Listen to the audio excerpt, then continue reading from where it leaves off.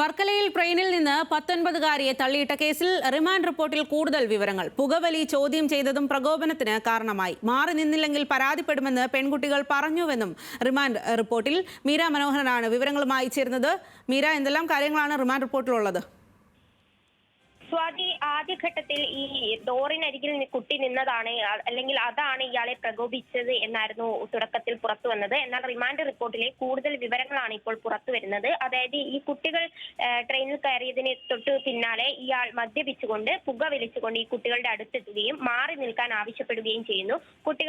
കുട്ടികൾ ഇയാളോടും ഇത്തരത്തിൽ മാറി നിൽക്കൂ എന്ന് പറയുകയും എന്നാൽ അത് പറ്റില്ല എന്ന് പറയുമ്പോൾ പരാതി നൽകുമെന്ന് കുട്ടികൾ പറയുകയും ചെയ്യുന്നു. ഈ പ്രകോപനത്തിലാണ് ഈ 19 വയസ്സുകാരി ശ്രീകുട്ടിയെ ഇയാൾ ട്രെയിനിൽ നിന്നും ചവിട്ടി പുറത്തിടുന്നത്. നേരത്തെ തന്നെ എഫ്ഐആറിലെ വിവരങ്ങൾ പുറത്തു വന്നതാണ്. അതായത് കൊല്ലണം എന്ന ഉദ്ദേശത്തോടു കൂടിയാണ് ഇയാൾ ഇത്തരത്തിൽ ചെയ്തത് എന്നത് നേരത്തെ തന്നെ പുറത്തു വന്നിരുന്നു. ആദ്യഘട്ടത്തിൽ മാധ്യമങ്ങളോട് ഉൾപ്പെടെ താൻ മദ്യപിച്ചിട്ടില്ല എന്ന് ഉൾപ്പെടെ ഇയാൾ പറഞ്ഞിരുന്നു. പക്ഷേ ഈ റിമാൻഡ് റിപ്പോർട്ടിൽ ഇയാൾ ട്രെയിനിൽ കയറുന്നതിന് തൊട്ടു മുൻപ് 2 ബാറുകളിൽ നിന്നായി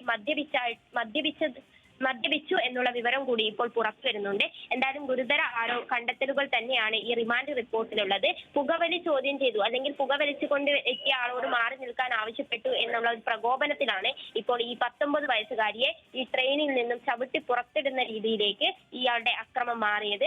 അതോടൊപ്പം തന്നെ ഈ മദ്യപിച്ചിട്ടില്ല എന്ന് പ്രതി നേരത്തെ തന്നെ ഈ മാധ്യമങ്ങളോട് സംസാരിച്ചെങ്കിലും പക്ഷേ ഇയാൾ കൃത്യമായി മദ്യപിച്ച് തന്നെയാണ് ട്രെയിനിനകത്ത് എത്തിയത് എന്നുള്ള ഒരു സ്ഥിരീകരണം കൂടി ഈ റിമാൻഡ് റിപ്പോർട്ടിൽ ഉണ്ട്.